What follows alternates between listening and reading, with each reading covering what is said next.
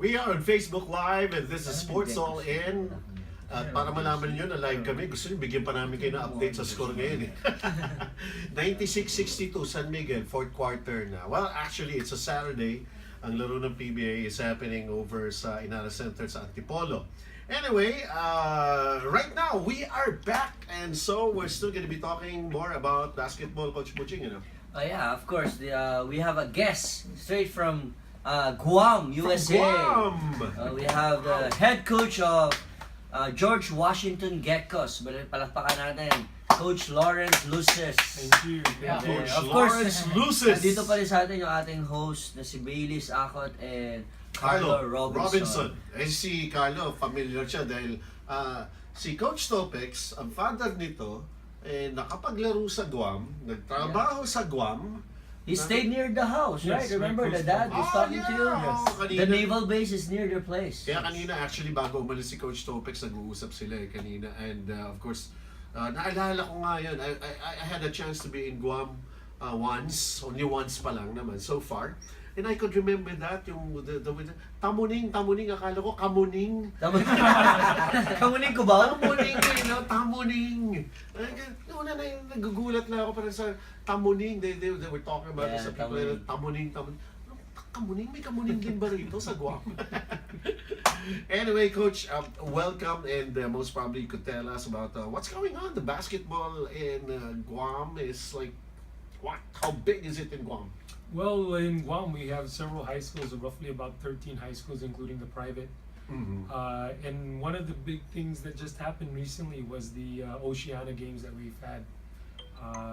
Guam came in actually third out of 4 teams, which again allows them to qualify for other FIBA leagues. And I think the next big game is going to be next year, probably in the summer. We had New Zealand that was there, we had Australia that was there, and I think it was Papua New Guinea and then Guam that was in the tournament. So Guam ranked third, 17 and under.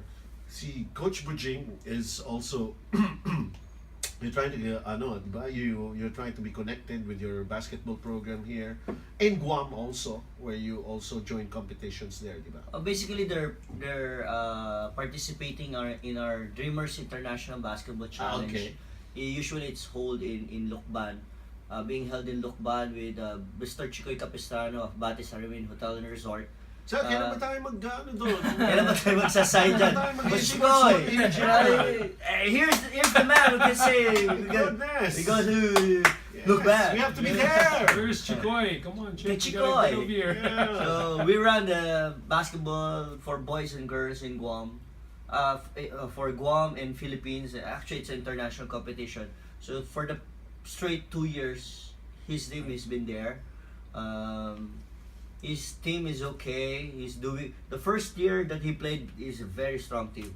The second year there was lots of complication in terms of the players and the program. So I hopefully this coming year 2018, either February or March he'll have a stronger team. Where do you usually play it there? Saan ba yung venue sa Guam? Exactly. No, PYD goes to Guam, but it happened last January 2017. Okay. We usually play it in different venues, but last time we played in It was the Phoenix Center at FD. Phoenix Center. Okay. I don't know what's going to happen in 2018. Correct. But in Dreamers League, all games are played in Batis Aramin. Mm-hmm. Although we had the game in the plaza. Right. Yeah, right. one That game was we played crucial. in the center of the Oh city. my gosh, that was Beside the church. Alam mo yung larong labas, kanto, Larong labas. yung open court, yung sideline nandyan na. That was their experience. It's first time that we were able to experience that kind of ambience, wherein like you're trying to coach the players and there's a fan looking also in front of your sketch. right. Okay. By the way, before I forget, I just want to say, thank you for inviting us the last 2 years. The boys enjoyed it. Our girls team have always come back to Guam and mentioned how good the tournament was, and I hope it continues. That relation that we have there was really good, and it's echoed throughout all the other coaches as well. that's been here. They're looking forward for the next year when we actually have it again. Hopefully, we can again have that competition. It's always good to have different variations. Coach, right now, I just want to ask you your basketball background. So how did you become a coach? How did you get into this sport? And I know you're crazy about basketball. Well, it started way back when I was going to college. It's about almost 21 years now. I've been coaching now for like 17 years with the high school, which is George Washington High School. Yes. But I also cater to the girls as well in the high school. So now I just picked up a job about 2 years, and that's with Tizan High School. And then at the lower level, I teach actually middle school. And because I'm a PE and health teacher, I wanted to extend that after school hours with the kids. So now I'm coaching also the middle school that's known as Ocean View Middle School as well. And you know, my family members have always been into basketball. I love the fitness level of it. And I guess it took off from there. Ever since, you know, I've been growing up, it's something I've done, something I've eat, sleep, breathe. All right. Basketball. And I think it's passion, you know, the passion of me not able to play like I used to. Now I want to pass it on to the generation. With the help of Coach Bujing, oh my God, that door has opened up significantly. You know, now I'm looking at it and my players are looking at it. Wow, we're playing a higher level. In previous years, Guam used to be invited to what is called Dodea.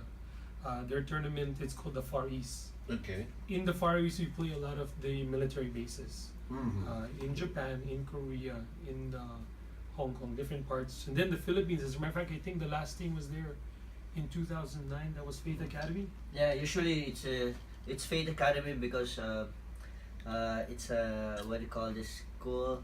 DOTS, is it the Department of Defense school? Yeah, but they're like an outreach school here in Philippines, so they are the one who has really the funds going overseas to play. I see. Yeah. Okay. Yeah. Carlo, ladies. Coach, what's how is the basketball different here and there? I mean, knowing that because I've been to Guam and the leagues there are just a few, right? There's just a handful of leagues there. Yes. Unlike here, there are leagues more than a handful. Just sometimes leagues here, you Everywhere play you look. two games in a day. There's always something every happening day. when it comes to basketball. I think Guam, the reason why it kind of varies is our population-wise. If you look at population, 175,000. 30, the island's measurement's about 30 miles by 18 miles. So you look at the confines of 175. It's not really that much of a, you know, we don't have that many leagues because of the amount of people on the island. However, they're starting to see the competition coming in and in the surrounding areas. So it's starting to grow. Hopefully we're going to get like Philippines in a way where every day we have 2 or 3 leagues going on. But I think the rules too that we play in the high school, in the middle school, is called NFHS. It's a National different High rules. Schools of Federation, yes. For, I think, the Philippines, it's more of FIBA. Well, we play FIBA from 7 years old Right.